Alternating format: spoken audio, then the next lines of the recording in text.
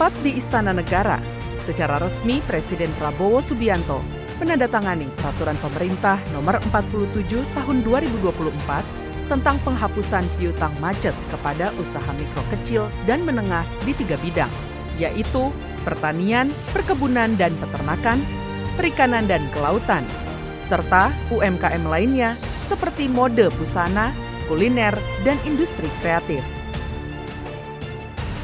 Dengan disahkannya peraturan presiden ini membawa angin segar bagi para pelaku usaha kecil, petani, dan nelayan agar dapat bertahan di tengah tantangan ekonomi saat ini. Pemerintah juga membuka peluang bagi UMKM untuk terus berkembang dan berkontribusi secara signifikan terhadap ketahanan pangan serta perekonomian nasional. Menteri Usaha Mikro Kecil dan Menengah atau UMKM, Maman Abdurrahman menjelaskan, penghapusan piutang diberikan bagi pelaku usaha mikro, kecil, dan menengah yang merupakan nasabah himpunan bank milik negara. Dengan ketentuan, terkena beberapa permasalahan seperti bencana alam gempa bumi, terdampak COVID-19, hingga tidak memiliki kemampuan bayar.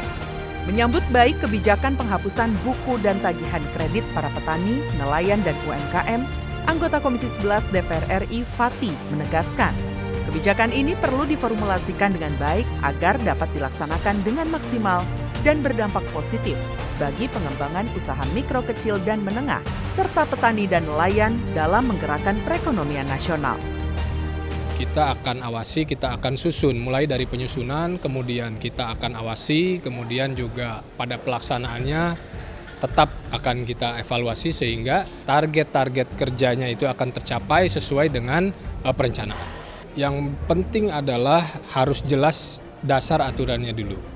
Sehingga nanti ketika dilakukan penghapusan ataupun pemutihan ini tidak memberikan masalah baru bagi perbankan.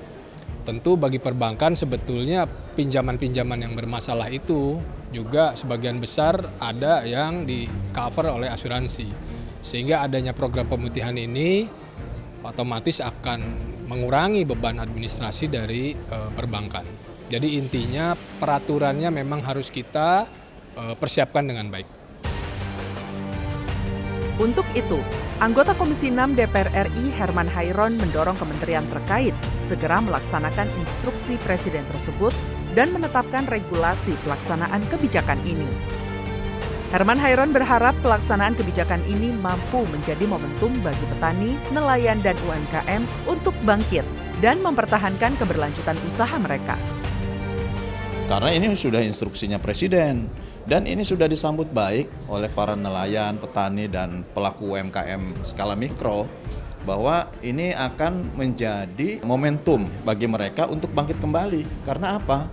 Dengan mereka masih terikat hutang di bank-bank umum, bahkan di bank-bank himbara, ini juga menjadikan status mereka red line, BI checking. Jadi nggak bisa lagi untuk permodalan minjam kepada bank-bank lain. Sementara anggota Komisi 4 DPR RI Daniel Johan menekankan, selain berkoordinasi dengan para pemangku kepentingan, DPR RI akan terus mengawal kebijakan ini agar terlaksana tepat sasaran. Mulai dari melakukan verifikasi untuk mendapatkan data valid pihak-pihak yang berhak menerima pemutihan hutang. Ini menjadi terobosan dari pemerintahan Pak Prabowo karena ini akan membantu menyelamatkan banyak petani dan nelayan. Tinggal memang harus dikoordinasikan dengan pihak-pihak terkait, Bank Indonesia, mungkin LPS ya, dengan Himbara. Yang paling utama adalah jangan sampai kebijakan ini ada penyalahgunaan. Kita berharap akses para petani dan nelayan terhadap kredit lunak itu bisa semakin berjalan dengan baik dan bisa menggerakkan perekonomian nasional. Redaksi TVR Parlemen melaporkan.